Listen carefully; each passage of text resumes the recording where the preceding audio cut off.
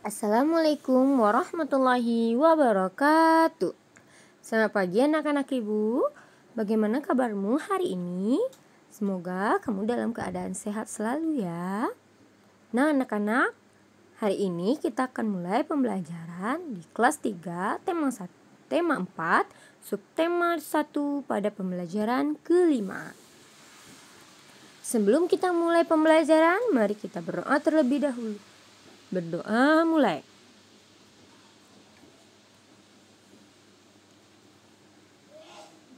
Berdoa selesai. Simaklah temanmu yang sedang membaca. Rumah tempat berlindung. Nah, di sini karena kita belum bisa menyimak teman, sekarang simaklah ibu membaca tentang teks rumah tempat berlindung ya. Setiap orang wajib melindungi dirinya dari bahaya. Salah satu tempat berlindung adalah tempat tinggal. Setiap orang berhak mendapatkan tempat tinggal. Tempat tinggal biasanya berbentuk rumah. Rumah memiliki bentuk yang berbeda-beda, tetapi manfaatnya sama. Rumah merupakan tempat berlindung dan beristirahat. Rumah juga tempat berkumpul bersama keluarga. Kita tidur, mandi, makan, dan melepas lelah di rumah. Kita juga belajar banyak hal di rumah. Udin dan Mutiara mengeluhkan rumah mereka yang bocor. Ibu menasihati mereka agar bersyukur atas semua yang dimiliki. Ibu menyarankan mereka agar melihat orang-orang yang lebih susah. Banyak anak yang tidak memiliki rumah. Banyak anak yang tetap bahagia meski rumahnya banjir. Dengan bersyukur hati akan senang. Jadi anak-anak, bagaimanapun bentuk rumahmu, apakah rumahmu milik sendiri atau itu hanya dikontrak, atau rumahmu berbentuk mewah, atau rumahmu masih seperti gubuk, kamu harus tetap bersyukur. Karena dengan bersyukur, kita akan selalu bahagia di dalam rumah kecil kita. Nah, anak-anak, masih banyak orang-orang yang tidak memiliki rumah. Masih ada yang tinggalnya di bawah kolong jembatan. Masih ada yang tinggalnya tidak menetap. Nah, maka dari itu bersyukurlah ya anak-anak dengan apa yang kita miliki. Kita sekarang menggarisbawahi kalimat yang menunjukkan saran. Tuliskan saran lain untuk Udin dan Mutiara. Mana kira-kira kalimat yang merupakan saran dari orang tua dari Udin dan Mutiara? Nah, ada kalimat ibu menyarankan atau ibu menasehati. Nah, kamu bisa menyimpulkan sendiri apa saja saran yang diberikan ibu untuk Udin dan Mutiara.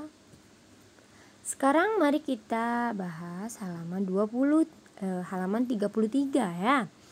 Baca baik-baik kalimat saran yang kamu salin, kemudian jelaskan maksud kalimat tersebut. Bersyukur maksudnya adalah melihat semua yang dimiliki sebagai karunia Tuhan.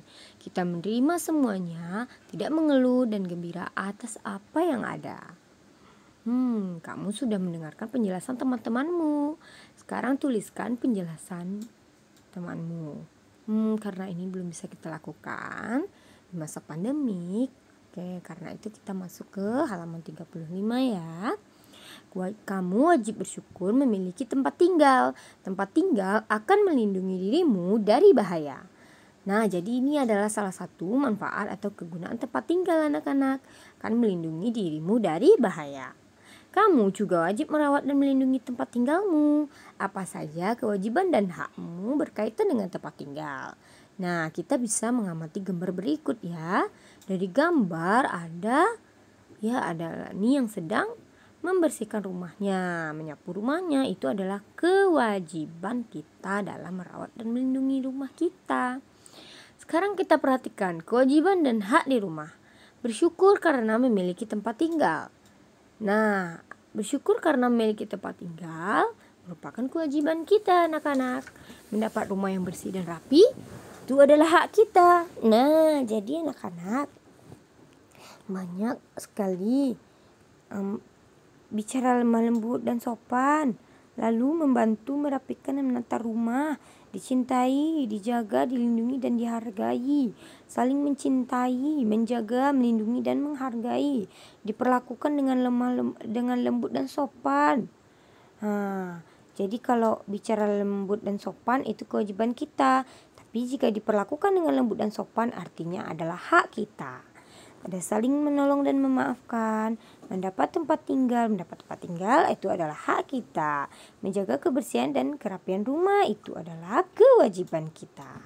Nah, jadi anak-anak, tentunya kamu memiliki kewajiban atau hak lain di rumahmu. Sekarang tuliskan hak dan kewajiban lain yang kamu tahu atau yang kamu miliki ya. Sekarang setelah itu kita buatlah latihan di halaman 37.